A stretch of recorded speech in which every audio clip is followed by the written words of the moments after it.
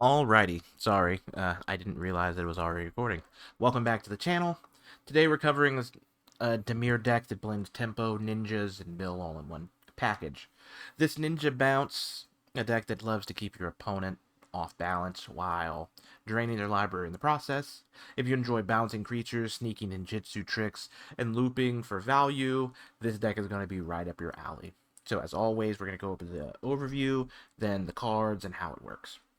This is a Dimir tempo deck that plays cheap threats and uses bounce spells to disrupt our opponent while replaying our creatures to fuel Altar of the Brood Mill. Altar of the Brood Mill.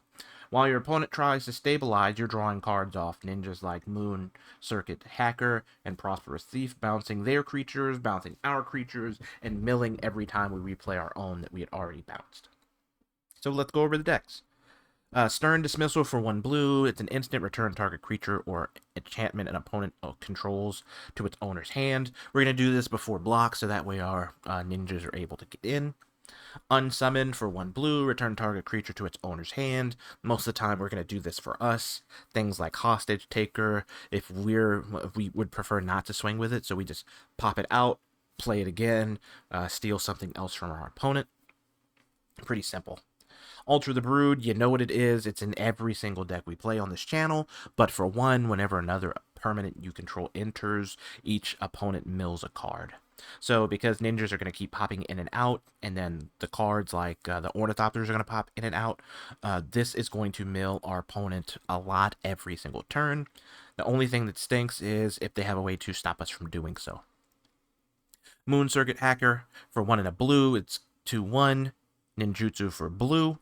Whenever Moon Circuit Hacker deals combat damage to a player, scry 2, then draw a card. Discard a card unless Moon Circuit Hacker entered the battlefield this turn. So basically, every time it swings and hits, we're going to scry 2, draw a card. We're going to unsummon it every single time we can, so that way we are able to hit our opponent again with this when they can't block one of the Ornithopters. Callous Dismissal for 1 and a blue. Return target non-land permanent to its owner's hand. Amass Zombies 1. Amass says put a +1/+1 counter on an army you control. If you don't control one, create a 0/0 black zombie army creature token first. So we're going to use this again on one of ours. We also get the token, swing. If the token can get in, we'll pop it back out, and we'll use the Callous Dismissal pretty much every single turn we can. Emporium Thopterus is one of the best cards for this deck for 1 and a blue. It's a 1/1 Videlkin Artificer. Thopters you control get +2/+0. At the beginning of your upkeep, conjure a card named Ornithopter into your hand. So we want this card out because every turn we get an Ornithopter. So we swing with the old Ornithopter, pop out the Ornithopter for a ninja, and then we're able to play the Ornithopter that we pulled out. A conjure card is literally just added to the game as though it were put into your hand, so it can exist in your hand and also in the graveyard. Aether Trade wins for 2 and a blue. Return target permanent you control and target permanent you don't control to their owner's hands. Again, if we have something like Moon Circuit Hacker or Prosperous Thief, we're going to use this to pop it back in our hand. Also, if our opponent is trying to remove one of our ninjas, we can use this to pop it out and then one of their things pretty much for free at that point. Prosperous Thief for 2 and a blue. It's a human ninja. 2/4. Ninjutsu is for 1 and a blue. Whenever one or more ninjas or rogues creatures you control deal combat damage to a player, create a treasure token. Unfortunately, this does not trigger every single time one hits. This triggers once per combat, so we get 1 token no matter how many ninjas or rogues hit our opponent. I don't like it, but what can you do? Baron Talarian Archmage for 1 blue. It's a 2/2 human wizard. When it enters, return up to 1 other target creature or planeswalker to its owner's hand. At the beginning of your end step, if a permanent was put in your hand from the battlefield this turn, draw a card. This is going to go off pretty much every single turn because we're always going to have something popping out of the battlefield into our hand and then probably playing it again. So we're always going to be able to continuously just draw cards with Baron Talarian Archmage. Bond of Insight for 3 and a blue. Each player mills 4 cards. Return up to 2 instants and or sorcery cards from your graveyard to your hand, and then exile Bond of Insight. This card really isn't that good to be exiled when we're done with it, but whatever. We're using this to grab Stern Dismissal, Aether Trade Winds. Preferably 2 Aether Trade Winds would be best, so after we've already used them, then we use Bond of Insight. So technically we have 6 copies of Aether Trade Winds. But if not, then we can grab Stern Dismissal or the Callous Dismissal. A pretty good card. It also, like, actually mills 12 cards of our opponents, so it's pretty helpful that way too. Moonblade Shinobi for 3 and a blue. It's a 3/2 human ninja with ninjutsu 2 and blue. Whenever this creature deals combat damage to a player, create a 1/1 blue illusion creature token with flying. So this basically gives us another ninjutsu target. So if we've continuously returning things like the Moonblade Shinobi, we can use the illusion to use ninjutsu for the Moonblade Shinobi. Moon Snare Specialist for 3 and a blue. It's a 2/2 human ninja with ninjutsu 2 and a blue. When this creature enters, return up to 1 target creature to its owner's hand.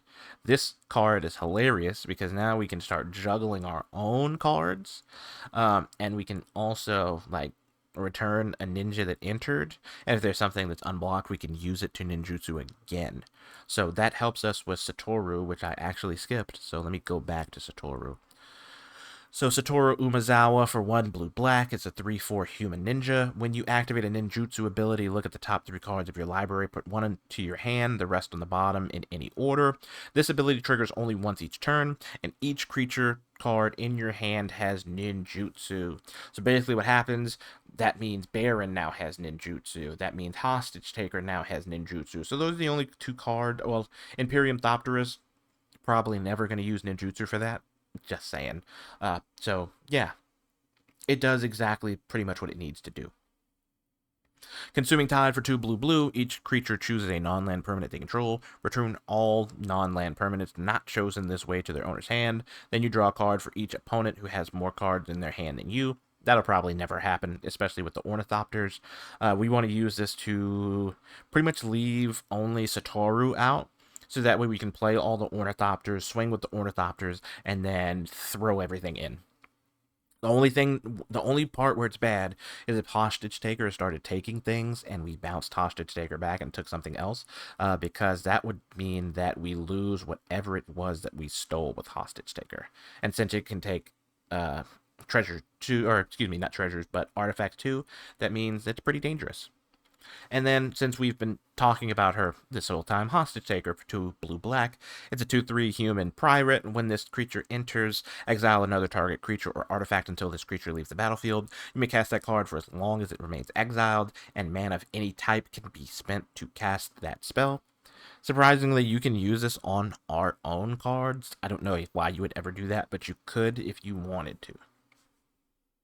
And then lastly, we have islands and swamps. We have more islands and swamps, obviously, because we have a lot more blue than black. Really, black is the splash in this deck since there's only 2. And then we have cards that can do pretty much everything. So, Vidoran Estate is in this deck really for the blood tokens, not for anything else. So, for 5 and tap, create a blood token. This ability costs 1 less for each vampire you control. We have no vampires, so it's always going to cost 5. But there are certain turns where we're not really doing anything. We're just kind of twiddling our thumbs, especially if, say, a board wipe has happened, or, once Hostage Taker's taken everything on our opponent's side and there's no reason to ninjutsu anything in, then we can use this ability and then pretty much collect blood tokens until we don't feel like doing that anymore. So we've done the overview, we've went over the cards. Let's talk about how it works. So first off, there's the mill engine. Alter the Brood is the centerpiece here. As always, every permanent we replay mills our opponent 1 card. Combine that with bounce spells like Aether Trade Winds, or Callous Dismissal, or Unsummon, and we're now repeating mill triggers while disrupting their board at the same time. Tempo and Ninja package. Satoru gives everything ninjutsu, allowing us to cheat creatures back onto the board that we pulled off. Moon Circuit Hacker and Prosperous Thief generate value when applying pressure, because Moon Circuit Hacker allows us to draw a card. Prosperous Thief has us make a token.